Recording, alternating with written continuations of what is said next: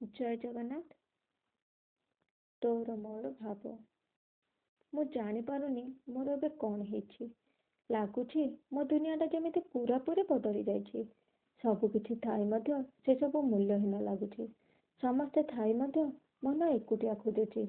ସବୁଦିନ ଯାହା ସବୁ କରିବାକୁ ଭଲ ଲାଗେ ସେସବୁ କରିବାରେ ଟିକେ ମଧ୍ୟ ଆଗ୍ରହ ଆସୁନାହିଁ। କାହା ସହିତ କିଛି କଥା ହେବାକୁ ମଧ୍ୟ ମନ ହେଉନି। ଯାହା କିଛି ବି କରିବି ଏକାକୀ ରହିବି। ସେ ଏକାକୀ ଦୁନିଆଟା କାହିଁକି କେଜାଣି ଭାରି ଭଲ ଲାଗୁଛି। ନା ମନରେ ରାଗ ଆସୁଛି, ନା ଲୋଭ ଆସୁଛି, ନା ଡର ଲାଗୁଛି, ନା ଛାନିଆ ଲାଗୁଛି, ନା କାହା ପ୍ରତି ଇର୍ଷା ଭାବ ଆସୁଛି, ନା ଅହଙ୍କାର ଆସୁଛି। ମନ ହେଉଛି ସମୟଟା ଏଇଠି ଅଟକି ଯାଆନ୍ତା କି, ଆଉ ସେ ସମୟଟାକୁ ମୋ ହାତ ମୁଠାରେ ଜାବୁଡ଼ି ଧରି ରଖିଦିଅନ୍ତି। ମନ ଭିତରେ ଖାଲି ସେ ଚକା ଆଖିର କଥା, ଚକା ଆଖିର ଭାବନା। ସେ ଏକାକୀ ଭିତରେ ଭାବେ ସେ ଜଗା କାଳିଆ ବିଷୟରେ। କେତେ ସୁନ୍ଦର ତାର ରୂପ, କେତେ ସୁନ୍ଦର ତାର ଗୋଲ ଗୋଲ ଆଖି ଦୁଇଟା, ଆଉ କେତେ ସୁନ୍ଦର ତାର ନାଲିଆ ନାଲିଆ ପାଟି। ହାତ ଗୋଡ଼ ନଥାଇ ବି ସତରେ ସେ କ'ଣ ଏତେ ସୁନ୍ଦର? ନା ଭକ୍ତମାନଙ୍କର ଭଲ ପାଇବାଟା ତାକୁ ଏତେ ସୁନ୍ଦର କରିଦେଇଛି? ଆହା, ମୋ ଜଗାର ଆଖିରେ ତ ପଲକ ନାହିଁ।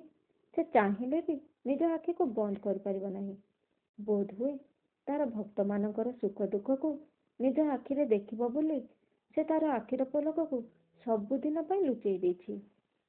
ତାପରେ ମୁଁ ଜଗାକୁ ପଚାରେ, କହିଲୁ ଜଗା, ସମସ୍ତଙ୍କର ସୁଖ ଦୁଃଖ ତ ଦେଖୁଛୁ, ସମସ୍ତଙ୍କର ଭଲ ମନ୍ଦ ତ ବୁଝୁଛୁ, ହେଲେ ତୋର ସୁଖ ଦୁଃଖ ଭଲ ମନ୍ଦ କିଏ ଦେଖୁଛି? ସବୁବେଳେ ସବୁ ସମୟରେ ତୁ ବି ନିଜ ଭକ୍ତ ପାଇଁ ବହୁତ କଷ୍ଟ ସହିଛୁ।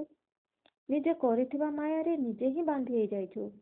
ପାପର ବିନାଶ, ଅଧର୍ମର ନାଶ ପାଇଁ ଧରା ପୃଷ୍ଠରେ ବାରମ୍ବାର ଜନ୍ମ ନେଇଛୁ।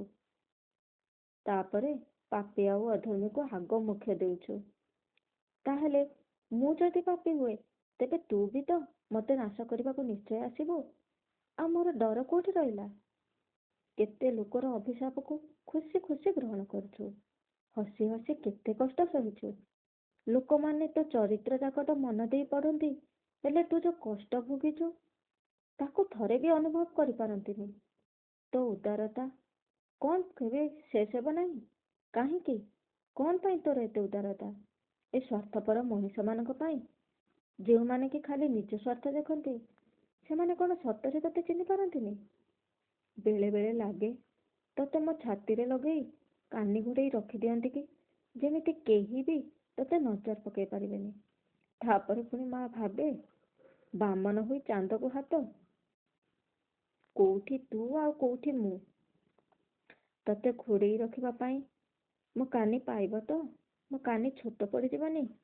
ହେଲେ ପୁଣି ଭାବେ, ତୋର ଆଉ ମୋ ଭିତରେ କିଛି ଗୋଟେ ତ ଅଛି।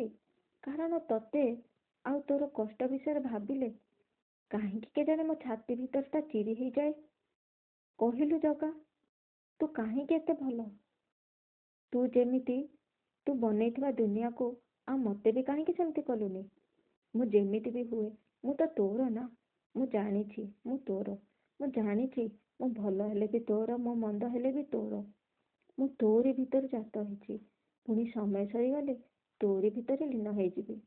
ଆଉ ଯେତିକି ସମୟ ଏଇ କର୍ମମୟ ଜୀବନକୁ ଜିଇଁ ଚାଲିଥିବି, ତୁ ପରା ମୋର ମାର୍ଗଦର୍ଶକ ସାଜି ମୋତେ ବାଟ ଦେଖେଇ ଚାଲୁଥିବୁ। ତେଣୁ ସେ ବାଟରେ ମୋ ଦେଇ ଯଦି କୌଣସି ପାପ ହୁଏ, ତାହା ବି ତୋର ଇଚ୍ଛା। ଆଉ ଯଦି କୌଣସି ଗୋଟିଏ ବି ଭଲ କାମ ବା ପୁଣ୍ୟ କାମ ହୁଏ, ତାହା ବି ତୋର ଇଚ୍ଛା। ତୋର ଆଉ ମୋର ଏହି ଭାବଟି ଆମ ଦୁହିଁଙ୍କ ଭିତରେ ଥାଉ, କାରଣ କେହି ମଧ୍ୟ ଏହାକୁ ବୁଝିପାରିବେନି। ମୁଁ ଜାଣିଛି ମୁଁ ତୋର ଆଉ ତୁ ମୋର। ଧନ୍ୟବାଦ।